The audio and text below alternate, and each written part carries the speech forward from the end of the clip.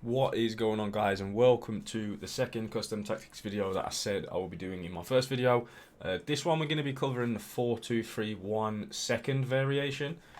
So that is one that normally people don't use. You can see in my attacking slot, people normally use the 4-2-3-1 with the three cams.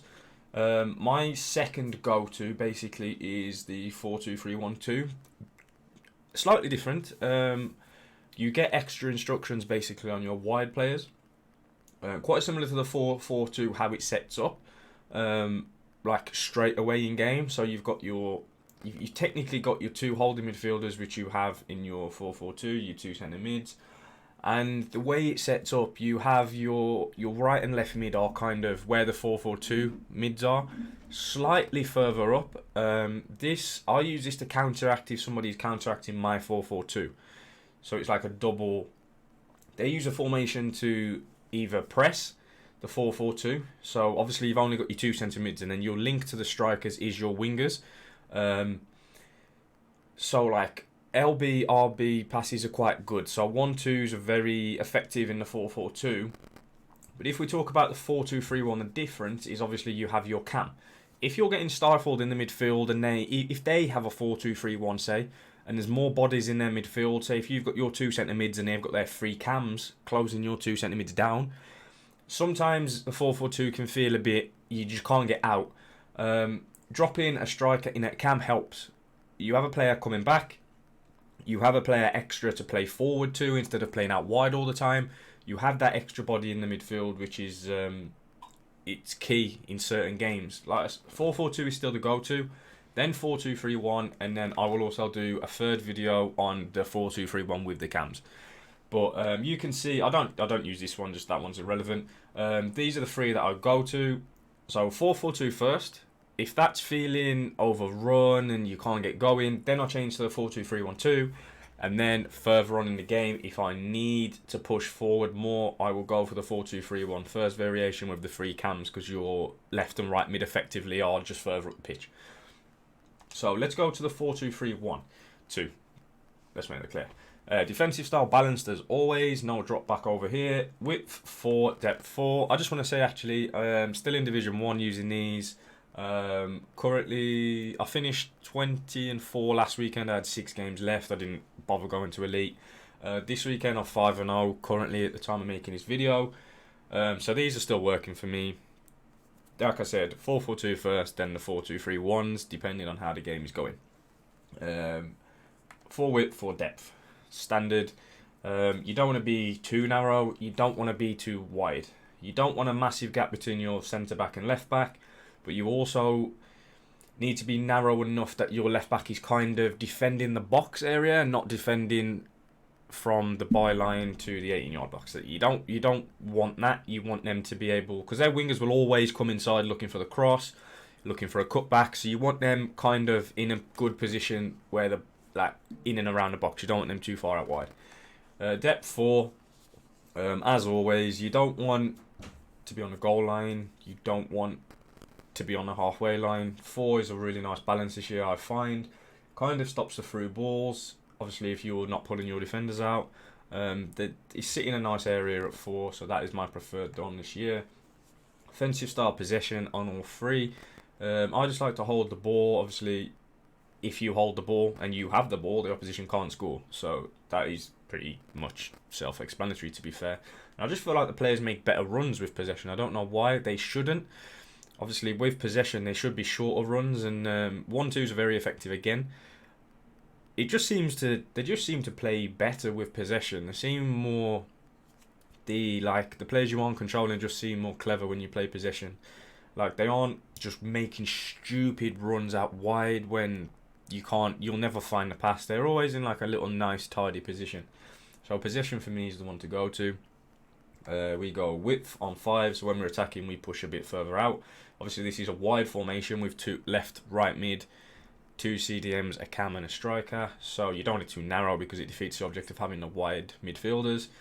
The wide midfielders, for me personally, the best I've found are the 5-star skillers. So Gelson Martins, I absolutely love him. Ousmane Dembele and ASM Saint Maximum. Just because of when you're running, you need they cover the pace, but the 5-star, it helps you out so much. The running scoop turns, the McGeady spins in and around the box, and just they're just more effective. La Croquettes, they just do everything better. The running scoop turn, obviously, you can do it with a 4-star if you hold LB. It's not as fast and it doesn't work as well as doing it with a 5-star skiller. They're slower, and coming in, cutbacks, crosses, RLP on this. So using a 5-star skiller out wide is good. I also prefer to have, obviously on other FIFAs it was you have your right footer on the left and your left footer on the right. For me, I have Dembele. Dembele's got 5-star, so it's relevant, but he's predominantly left-footed, so he's on the left. Gelson Martins or St. Maximum on the right, just for that crossing to be able to cut back, and when they do get a chance, they can just blast it across goal with their strong foot. 5 players in box. You don't want your CDMs coming in, but this will enable your right and left mid, same as a 4-4-2, whichever one is on the opposite side to run in, and your cam and your striker basically. So that just works enough basically.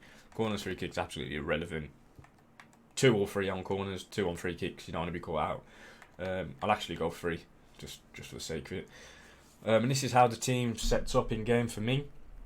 Nordi Mukiele at right back. He's more of a centre back, but he's a unit out wide. He's good at the far post. 96 jumping. I think he's 6'2" as well. 6'1", 6'2". So at the far post, he's very good.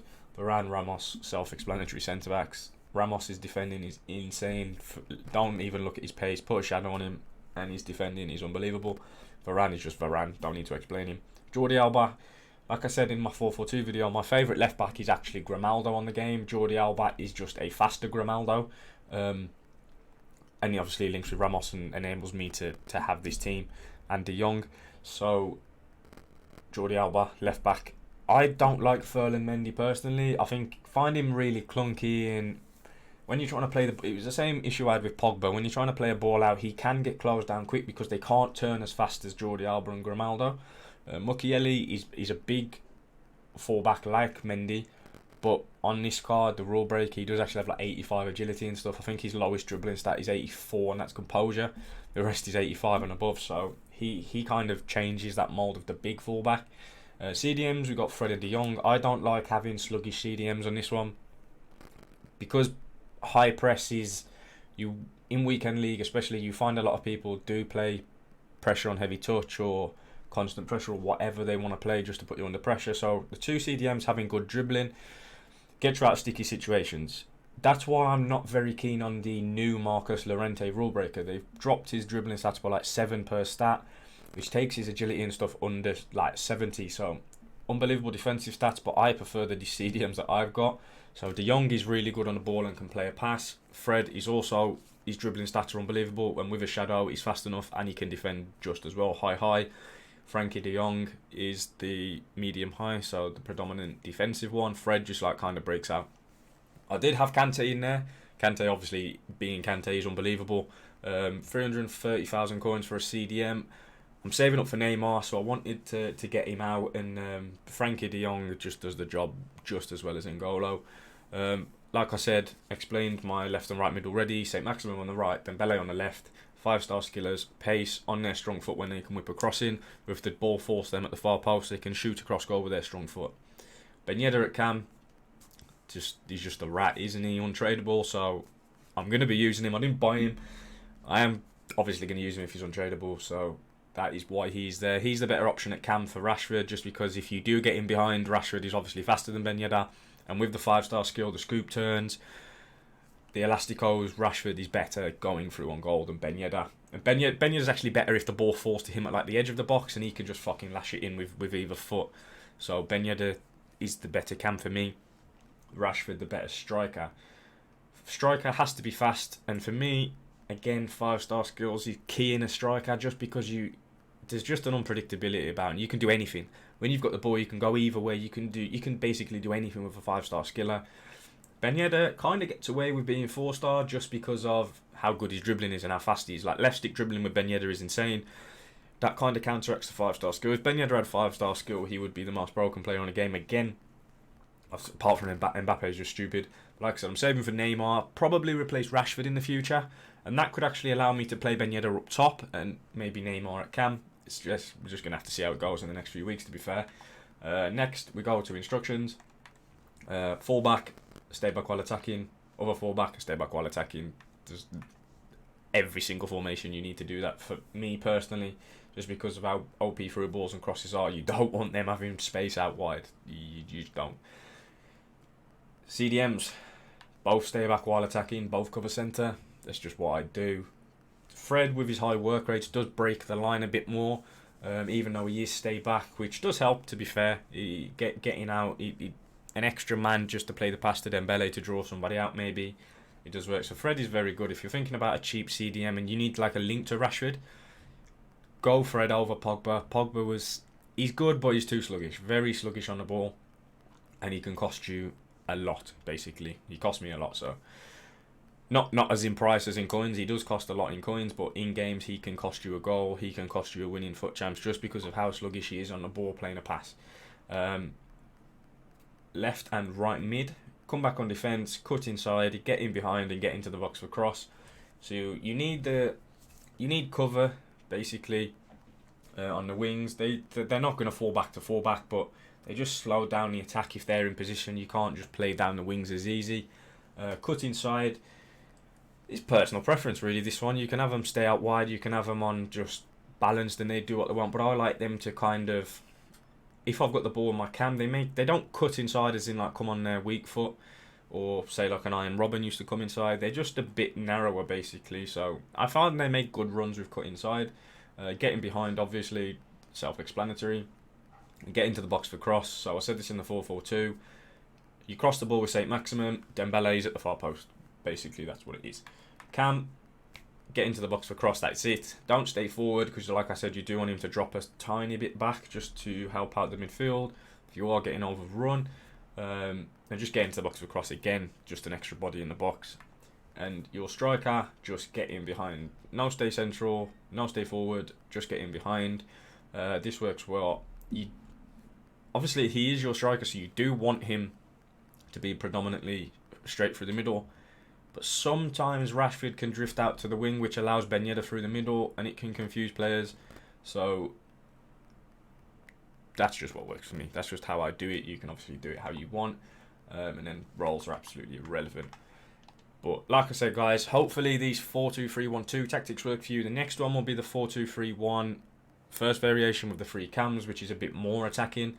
Yeah, like I said, 20-4 last weekend, 6 games left, 5-0 this weekend, Division 1, so they are working for me, but obviously your play styles could be completely different to mine. You might not utilise the 5-star skills as much as me, so hopefully they work for you and they get you good results. If not, just let me know what you're using as well, guys. I'm completely open to trying new tactics myself, so let me know what you're using and what's working for you. I saw a few people use 4-3-3 this year, like 4-3-3, the third variation I think it was, and people are saying that's very good, so let me know how you get on with that, basically, and if you've got anything that you think I should change, I'll try it out and I'll let you guys know how I got on. But thank you for watching once again, guys, and I'll see you in the next video.